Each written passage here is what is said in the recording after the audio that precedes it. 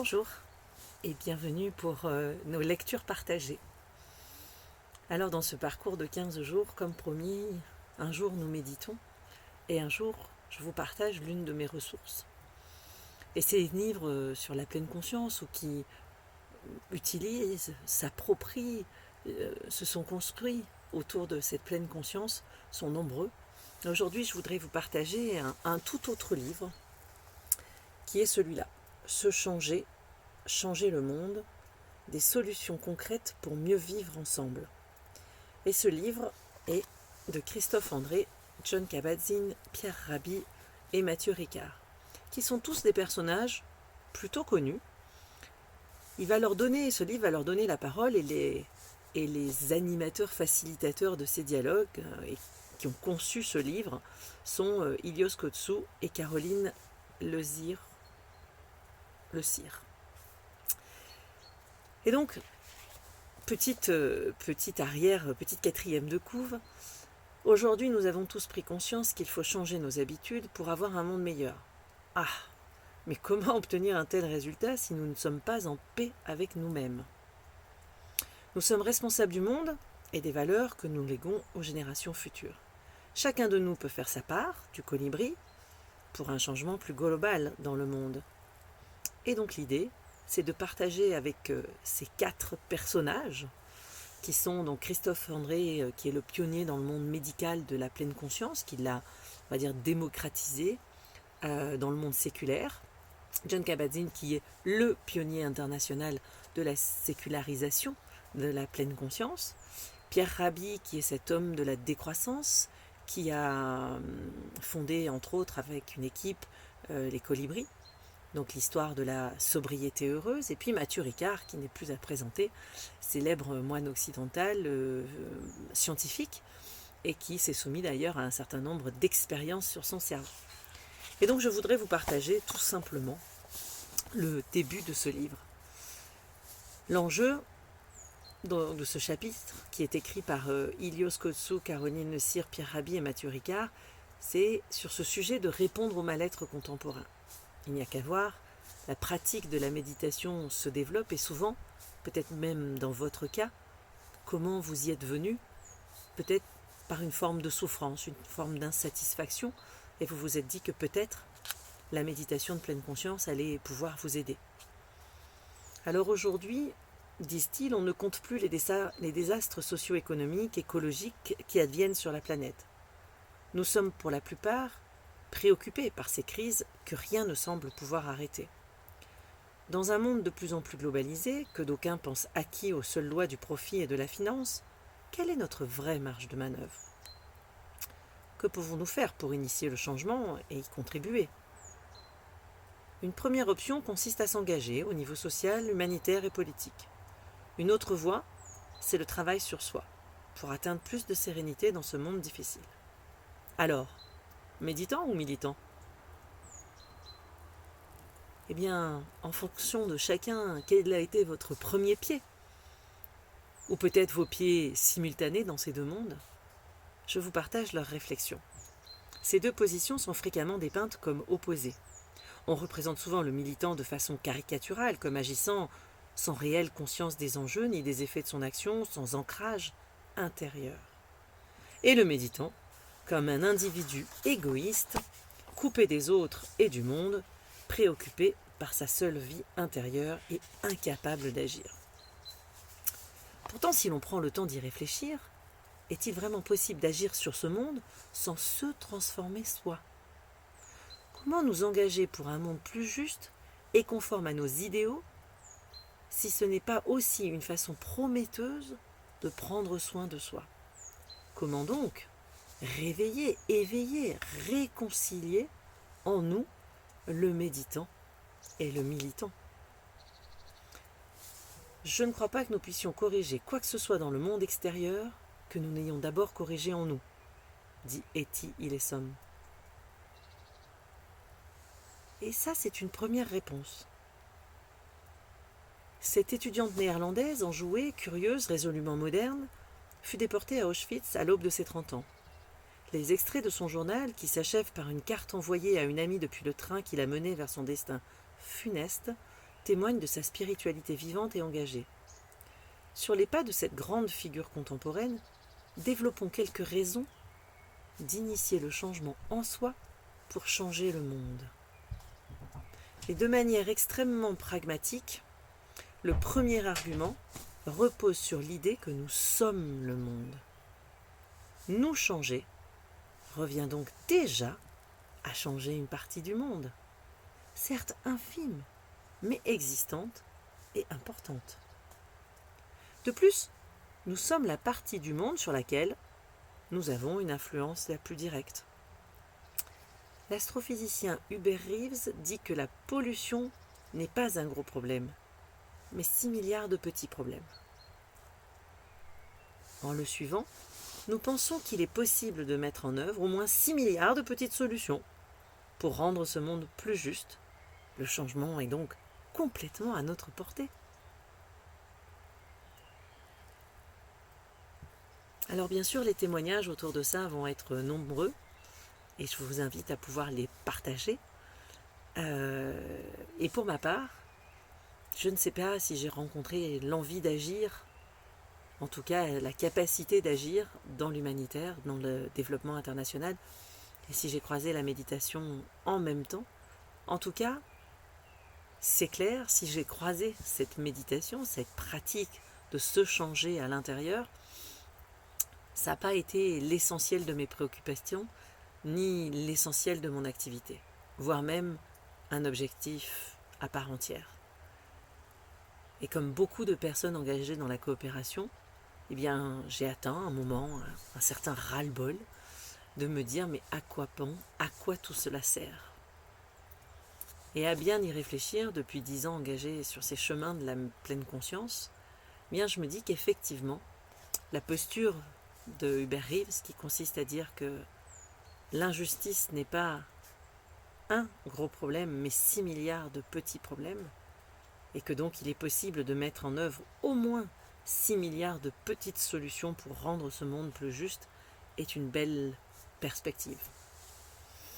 Dans le monde de l'entreprise aussi, beaucoup de chefs d'entreprise qui participent à des séminaires de pleine conscience, écoute attentive, parole sage et juste, témoignent en disant qu'ils sont souvent venus chercher des outils pour les autres dans leur entreprise, dans leurs universités, et qu'ils repartent avec des outils pour eux. Et puis un autre pan important, c'est d'assumer notre responsabilité. Edgar Morin le disait, en portant l'humanité en lui, chaque être humain en est responsable à sa mesure. Et comme partie prenante de ce monde, alors nous portons une responsabilité quant à son devenir. Et à cet égard d'ailleurs, sommes-nous réellement en mesure d'exercer cette responsabilité?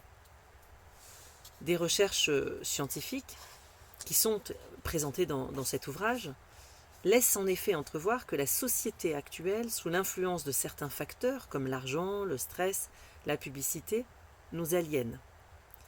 Et que conditionnés et manipulés, nous devenons étrangers à nous-mêmes. Mais dans ce contexte, comment retrouver une certaine liberté dans nos actes et dans nos choix de consommation? Comment devenir plus responsable, non dans un sens de culpabilité, mais avec une habileté retrouvée, et ce, afin d'apporter la meilleure réponse à la situation qui se présente à nous. Et un témoignage d'une personne, l'été avant d'entrer à l'université, je suis partie au Brésil à la rencontre des enfants et des jeunes de la rue de Recife. Arrivée dans une maison d'accueil, impossible de retenir mes larmes. En face de moi, se tenaient des filles d'à peine mon âge au moins, ou moins, déjà maman, parfois plusieurs fois et souvent bien abîmée par la vie. Je me sentais impuissante, démunie et même coupable de vivre dans mon petit confort alors qu'elle n'avait rien. Les gens de l'association qui nous accompagnaient me dirent « Regarde-les, elles sont contentes de vous voir et de parler avec vous. Ne te laisse pas dévorer par ta tristesse, car ce n'est pas en étant triste que tu les aides. En pleurant, tu pleures sur toi-même. Tu perds ton énergie. Garde cette tristesse, cette révolte dans ton cœur. Elles te serviront de moteur demain pour les aider. Elles et toutes celles et ceux qui auront besoin de toi. » Et c'est dans ces circonstances que je me suis dit que mon action, aussi minime soit-elle, pouvait participer de manière significative au changement dans le monde. Et depuis, je me concentre sur chaque petit changement positif et cela m'aide surtout quand je me sens impuissante face aux injustices du monde. Alors bien sûr, pour terminer, je ne résiste pas à vous partager une phrase de Gandhi qui a dit « Soyez le changement que vous voulez voir en ce monde ». Si nous n'habitons pas notre vie, si nous n'incarnons pas ce changement au quotidien, c'est le monde qui nous changera et nous, et non nous, qui changerons le monde. Alors oui, c'est important de dépasser notre tristesse sans se laisser déborder par elle ou encore par la colère. Comment traduire nos peurs, nos indignations en actions susceptibles d'améliorer le cours des choses? L'indignation, c'est une étape importante. Mais il faut qu'elle devienne le moteur d'une action dirigée vers quelque chose pour un modèle alternatif et pas uniquement contre l'existant. Et c'est Stéphane Hessel, autre militant célèbre, président d'honneur de mémoire du CFSI où j'ai eu le bonheur de travailler quelques années, auteur de Indignez-vous, militant, résistant, qui précise après la parution de son essai qu'il était important qu'au-delà de l'indignation, chacun réalise qu'il était créateur et qu'il fallait résister pour créer sans cesse et créer pour résister sans cesse. En effet, plus nous sommes indignés, plus nous avons besoin d'être conscients afin que nos actions restent en cohérence avec nos idéaux. Car le risque est que déconnectés, coupés de nous-mêmes, nous pourrions aussi nous couper de nos valeurs. L'aliénation tire ses racines d'ailleurs du latin alienus, qui signifie l'autre, l'étranger. Et elle désigne ce processus de dépossession de l'individu et la perte de ses forces, la perte de la maîtrise de ses forces propres. Par on l'a dit, le conditionnement social, la publicité, la désinformation. Influencés par ce contre quoi nous luttons, nous devenons déterminés par l'objet de cette lutte. Et dès lors, nous risquons de nous comporter de manière injuste contre l'injustice, violente au nom de la paix, barbare au nom des droits de l'homme. Et l'histoire fourmille d'exemples où ceux qui se sont révoltés au nom de nobles idéaux se sont au moins aussi mal comportés que ceux qu'ils combattaient une fois la bataille gagnée. Il y a plus de chances de voir naître des actions justes, de conscience intérieure forte et apaisée. Et c'est vraiment dans cet esprit que je vous propose de porter cette attention à vos peurs, vos tristesses, vos indignations et de pouvoir toujours trouver cette énergie intérieure pour les transformer en création, en créativité, pour que ce qui pourra naître, puisse naître justement de conscience intérieure forte et apaisée.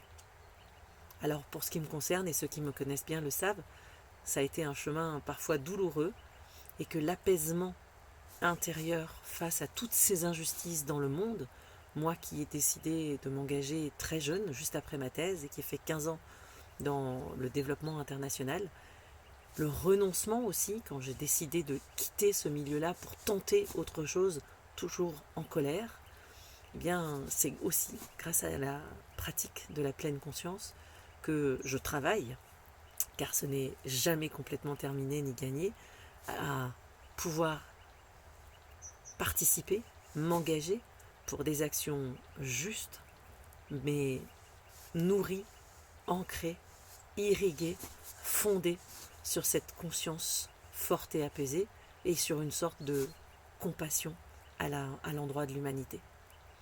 Et donc je vous invite à partager vous aussi vos expériences dans les commentaires, soit de la chaîne YouTube, soit sur Insta.